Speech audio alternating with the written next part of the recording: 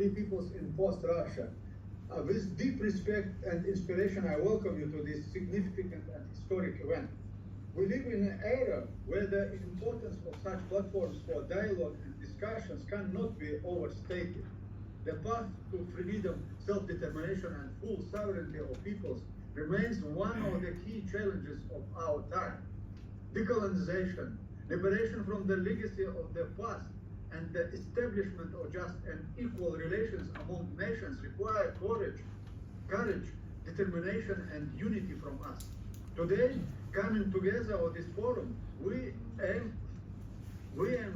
to give voice to all peoples whose rights have long been ignored or suppressed. Our goal is to build bridges of understanding and cooperation to ensure a fair and sustainable future for all post-Russian peoples. In each of you, I see a representative of unique culture and rich history and rich heritage. It is your contribution, your experience, and your determination that can be decisive on this path to freedom and independence. Due to the war in Ukraine, discussions and debates have arisen regarding whether Russia retains its status as a federation. With the beginning of Putin's rule in Russia, an active process of centralization began. The federal principles laid down in the 1993 constitution were questioned and revised. Regions were losing autonomy, and their powers were limited in favor of the federal center. This trend has not only raised concern amongst regional elites, but has also been a cause of social discontent. Difference in the development level in regional social and economic problems were exacerbated due to the lack of flexibility and adaptability in addressing local issues. One of the key aspects of this discussion is Russia's refusal to renew federal agreements with regional entities. The development of the situation in Russia reminds me of the situation in the USSR during the Soviet-Afghan War. Whether the Russian Federation can repeat the fate of the Soviet Union is the subject of discussions and reflections. This question is complex and multifaceted, and the answer depends on many factors. Also, many factors and circumstances in contemporary Russia resemble the situation in the USSR before its dissolution. There are also numerous differences that exacerbate Russia's problems. The main difference is the war in Ukraine. The outcome of this war will be a determining factor. Wars always leave behind complex social, economic, and political consequences. After the war with Ukraine, Russia is likely to face a crisis, increased social tensions, and the threat of the disintegration.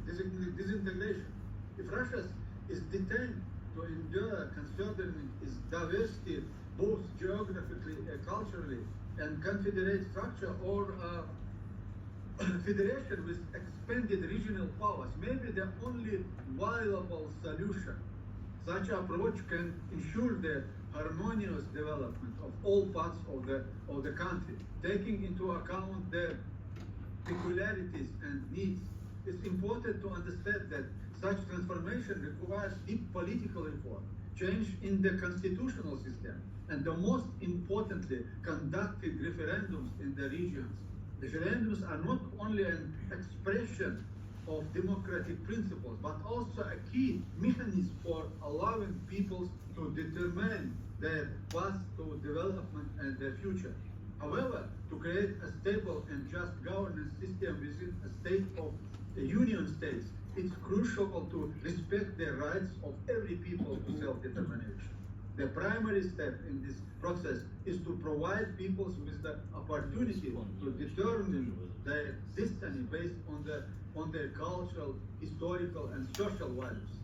Only after this principle is recognized and implemented can discussions about possible models of the state structure, whether it be a federation or a confederation, take place.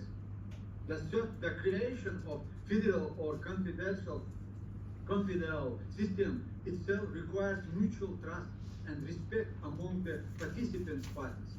Therefore, even with such a system, people should be granted to broadest powers to ensure their participation in key decision making. However, the final choice of the organization from form should be solely depend on the will of the peoples themselves, who will decide which path best reflect their interests and aspirations.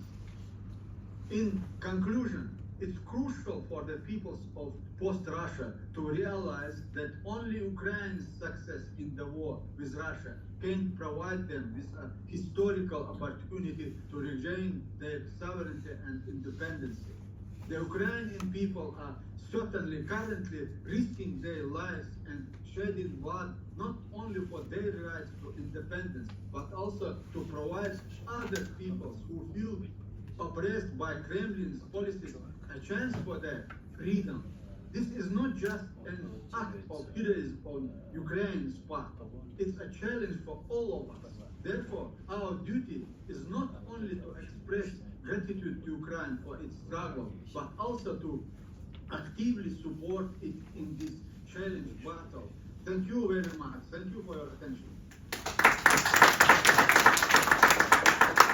Thank you.